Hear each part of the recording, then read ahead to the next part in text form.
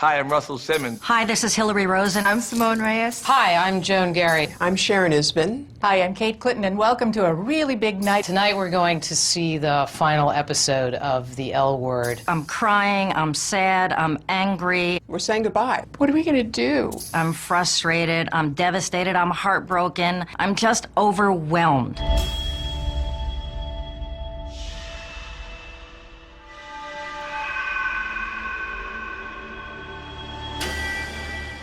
This is a momentous occasion where this series we've loved and embraced for so many years is actually really completely, unbelievably, horrifyingly over. Let's look back at 6 seasons of the wonderful things that we loved, characters we loved and hated. Check it out. Scenes you've never seen before. Footage you've never seen before. Two. Okay, ready? A rapper you've never seen before. We're going to hear from people who have interesting things to say about their experiences with the L Word. The cast is going to talk to us. We're going to reflect on the last 6 years, which have been really so exciting in our lives. It's going to be a great night of memories. Hope you enjoy it. It's always incredible when you think about how a show comes together. It's just a seed of a thought or a spark of an idea in a person or a few people's minds. I wonder what would happen if... Let's make a baby. Well, I wonder if this would work. So you're looking for a roommate? Yeah. We should talk. And then it grows and it snowballs and more people come involved and they add more and more to the mix. And before you know it... I love you. I love you. I love The L Word, it's now part of the lexicon. And that all comes from just a little seed of a germ of a thought. In the long walk down memory lane, whose memories are recalled? This show, hands down, has changed my life. Things that happened to us? It's bittersweet. It's really, really bittersweet to say goodbye. Or things that happened to others? Something had been created that superseded any kind of preconceived design. Or things that never even happened at all? I didn't leave you, okay? Not in real life, anyway. In a society that everybody's been reflected on TV, you've been watching TV since you're a little kid, and you've almost never seen yourself, and then all of a sudden there's like a TV show that reflects you. I think for our society, it's a really powerful thing. Something strange happened with the L Word. The show not only broke ground, it broke into a place of collective belonging, where memories remain with all who keep them. Eileen told me that they wrapped sound in stage 1 yesterday. That was it. No more Planet, no more Bettina, no more Jenny Shea. I'm not about to say goodbye to the L Word. I never, in my wildest dreams, imagined that this could happen. I love every moment of it. My view of the world expanded. I've never been with this amount of people for this amount of time since elementary school. I feel like these are my elementary school friends because it's been this many years.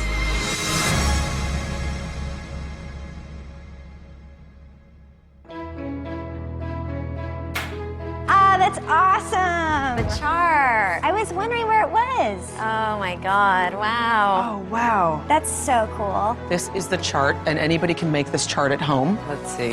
Hold on. Start with your name or a friend's name. I think I slept with everyone here, so... In my real life, of course. Shane, Alice, Poppy. T is for Tasha. So we have character names, but then occasionally... Where am I? We'll have real couples. Yeah, Nina and I are here, but this is my best friend, and at the time she was dating, which, wow, that really ages the show. Myself and Shireen. Oh, come on. Rose didn't only sleep with one person, and Shireen definitely didn't only sleep with one person.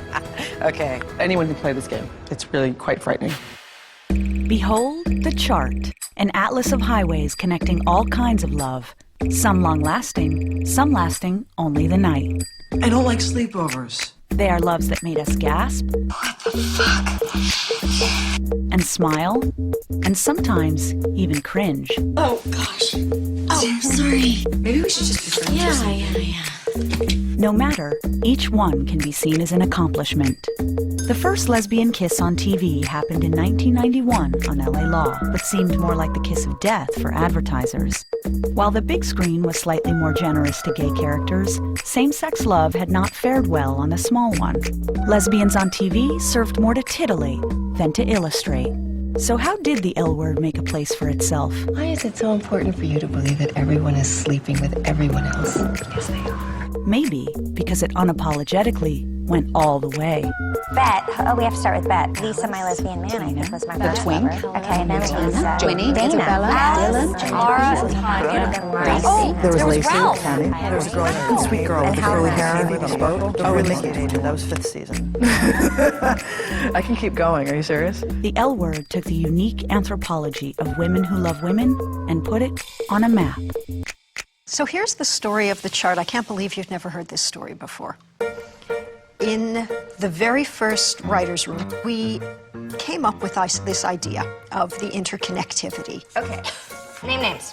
There were these big dry erase boards in our offices, so we started drawing the chart on the dry erase board. Basically, we were trying to figure out like who had slept with who and how we were linked, basically. It's such a trademark of the lesbian community, and I don't really know why that almost every good friend you have is someone you've slept with in the past, or if you haven't, they're probably going to be someone you sleep with later, or someone you've had a crush on.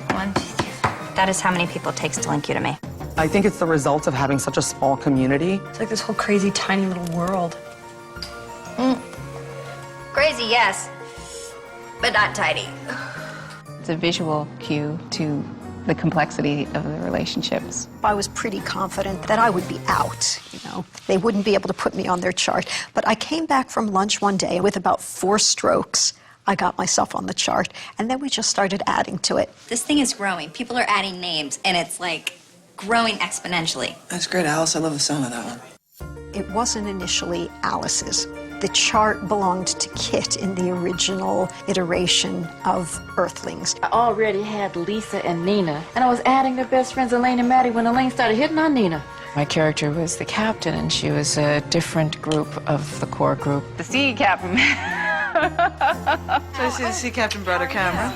Yep, she's had it surgically implanted in her eye socket. They dressed her like a rodeo clown. With her little black hat and her crazy tattoo of the chart on her back.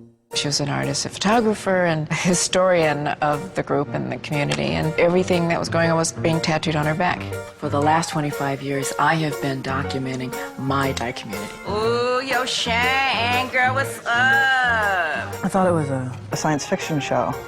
Then, like, the first page, I was like, oh, that's not science fiction. I remember liking the title Earthlings. Isn't that nerdy of me? We become victorious when we position ourselves to write our own history. A document to prove I exist. I remember calling her up and saying, okay, Pam, I have good news and bad news, or maybe it's good news and good news. The show's got picked up, we're going to series, and Kit is someone completely different to who you played.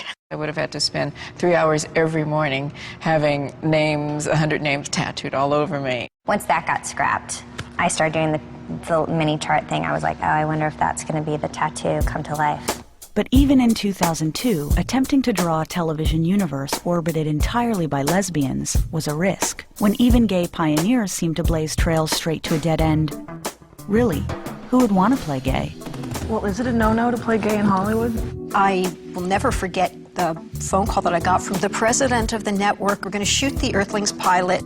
We're going to cast it with the best actresses for the roles. We want you to know you are not under any obligation to get any big stars, because we just know that you're not going to. We did Queer as Folk. We couldn't get any name actors to play these parts.